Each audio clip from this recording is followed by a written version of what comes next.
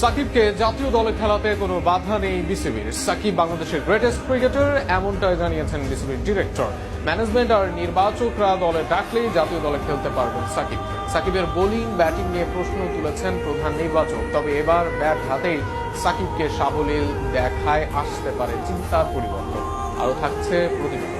শ্রীলঙ্কার বিপক্ষে প্রথম টি-20তে বড় ব্যবধানে হেরে গেছে বাংলাদেশ। এমন হতাশার দিনে আশার আলো ছড়ালেন সাকিব আল হাসান। জাতীয় দলে না থাকলেও গ্লোবাল সুপার লিগে দুবাই ক্যাপিটালসের হয়ে অভিষেকে দারুণ পারফরমেন্স করেছেন এই বিশ্বসেরা অলরাউন্ডার। ব্যাট হাতে খেলেছেন 37 বলে ঝোড়ো 58 রানের ইনিংস। বল হাতে ছিলেন আরও ভয়ঙ্কর, মাত্র 13 রানে নিয়েছেন 4 উইকেট। দলের জয় গুরুত্বপূর্ণ অবদান রেখে জিতেছেন ম্যাচ সেরার পুরস্কারও। ফ্র্যাঞ্চাইজি লিগে নিয়মিত হলেও জাতীয় দলের বাইরে বেশ কিছুদিন ধরেই সাকিব।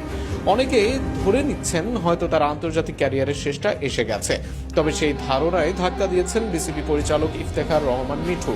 শনিবার মিরপুরে সাংবাদিকদের মুখোমুখি হয়ে সাকিব প্রসঙ্গে তিনি বলেন, বাংলাদেশের গ্রেটেস্ট ক্রিকেটার সাকিব আল হাসান, তার জন্য জাতীয় দলের দরজা সব সময় খোলা। তবে সেটা নির্বাচক ও টিম ম্যানেজমেন্টের সিদ্ধান্তের উপর নির্ভর করে।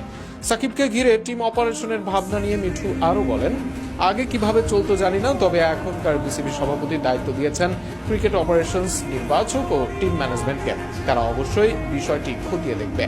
তাদের নজরে নিশ্চয়ই সাকিবের পারফরমেন্স এসেছে। জাতীয় দলে ফিরবেন কিনা তা সময় বলবে। তবে গ্লোবাল সুপার লিগে সাকিবের অভিষেক যে বার্তা দিয়েছে, তিনি এখনো হারিয়ে যাননি, বরং বড় মঞ্চে নিজের জাত চিনিয়ে আবারও আলোচনায় ফিরেছেন। দেশের ইতিহাসের সবচেয়ে বড় এই খেলোয়াড় দেশের জার্সি থেকে সম্মানে বিদায় নেবেন। কোটি ভক্তরা অবশ্য সেই স্বপ্নটা দেখতে পারেন।